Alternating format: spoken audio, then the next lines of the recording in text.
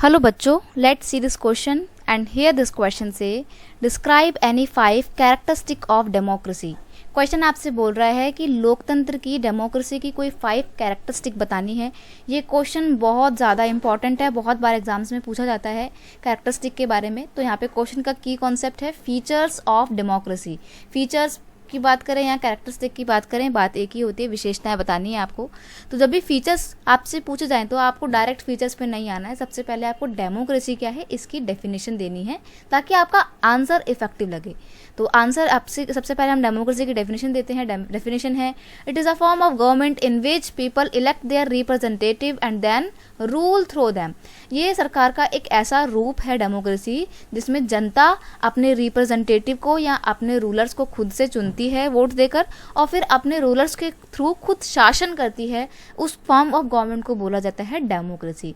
अब इसके कैरेक्टरिस्टिक की बात करें तो देखो, डेमोक्रेसी बाकी की अदर फॉर्म ऑफ गवर्नमेंट से बहुत अच्छा है। क्यों? सबसे पहली बात, इसकी फर्स्ट कैरेक्टरिस्टिक ये है कि इट एनहांस है। ये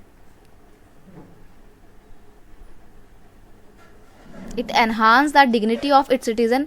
अपने सिटीजन्स की जो डिग्निटी है, आत्मसम्मान है, उसको बढ़ावा देता है, बढ़ाता है। It provide social, political and economic equality to its citizen. अब ये अपने देश के नागरिकों के बीच में किसी भी तरीके का कोई भेदभाव नहीं करता है, ना ही सोशल बेस पे, ना ही पॉलिटिकल बेस पे, ना ही इकोनॉमिकल बेस पे। सबको इक्वालिटी प्रोवाइड करता है democracy. It has provision to universal adult franchise where one vote has one value, thus it promote the political equality। अब देखो, हमारी डेमोक्रेसी में ना ये प्रोविजन किया गया है कि यूनिवर्सल एडल्ट फ्रेंचाइजी का जो कॉन्सेप्ट है उसको अडॉप्ट किया जाएगा, और इस कॉन्सेप्ट के तहत 18 प्लस की एज के जितने भी लोग होते हैं सबको वोट देने का अधिकार होता है without any discrimination on the basis of their caste, creed, gender, economical condition, educational condition, etcetera etcetera. तो ये इस तरीके से पॉलिटिकल इक्वलिटी को बहुत ज़्यादा बढ़ावा देता है। नेक्स्ट है, it resolve the conflict among the different social group. ये एक बहुत इंपॉर्टेंट कैरेक्टरिस्टिक है डेमोक्रेसी का कि जो अलग अलग सोशल ग्रुप्स होते हैं, अलग अलग कम्युनिटी के लोग होते हैं, उनके बीच में अगर लड़ाई झगड़े हो जाते हैं तो उसको रिजॉल्व करने का काम डेमोक्रेसी बहुत अच्छे से करता है। और ये इसीलिए बहुत इसी काबिलियत की वजह से, इसी कैरेक्टरिस्टिक की वजह से डेमोक्रेसी को बाकी की फॉर्म ऑफ गवर्नमेंट से अच्छा माना जाता है। नेक्स्ट है, in democracy final decision making power rest with those elected by the people. ये जो डेमोक्रेसी है इसमें क्या होता है, जो फाइनल डिसीजन लिए जाते हैं वो जनता खुद से लेती है।